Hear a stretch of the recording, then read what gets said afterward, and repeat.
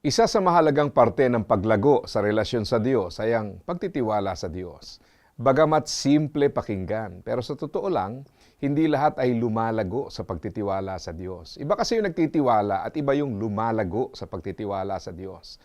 Kapag physical maturity ang pinag-uusapan, ang paglago ay mula sa pagiging dependent o yung lahat ay inaasa sa iba, patungo sa pagiging independent o yung nakakatayo ka na sa sariling paa, sabi nga. Pero sa spiritual maturity, baliktad yan. Nagsisimula tayong independent sa Diyos patungo sa pagiging mas lalong dependent sa Diyos. Kaya nga hindi lang basta pagtitiwala ang mahalaga, kundi paglago sa pagtitiwala sa Diyos ang dapat mangyari.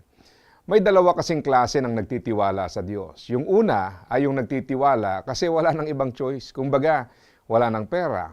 Hindi na kaya at sagad na kaya magtitiwala na lang sa Diyos. Hindi naman itatakwil ng Diyos ang ganyang paglapit, pero ang ganyang pagtitiwala ay hindi sign ng maturity, kundi sign of insufficiency or incapacity. May nagtitiwala kasi sa Diyos hindi bilang huling hakbang, kundi bilang pangunahing kapasyahan. Yung nagtitiwala ka kasi, nagpapasakop ka sa Diyos at confident ka sa karakter ng Diyos. Kilala mo ang Diyos at kaya ka nagtitiwala ay dahil alam mo na ang kalooban niya ay laging mainam. Nais mo siyang maluwalhati sa lahat ng iyong pinagdadaanan. Ang sabi sa Salmo chapter 23 verse 1, "Ang Panginoon ang aking pastol, hindi ako magkukulang ng anuman."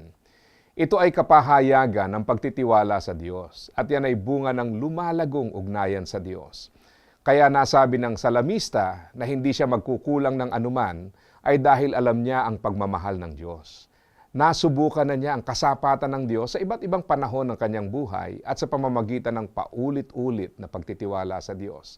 Yan ay bunga ng isang uri ng pagtitiwala na nakatuon sa kapangyarihan ng Diyos at hindi sa sitwasyon o problemang pinagdadaanan lamang.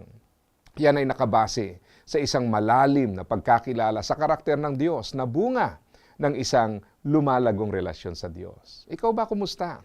Nagtitiwala ka ba sa Diyos dahil kilala mo siya o dahil no choice ka lang?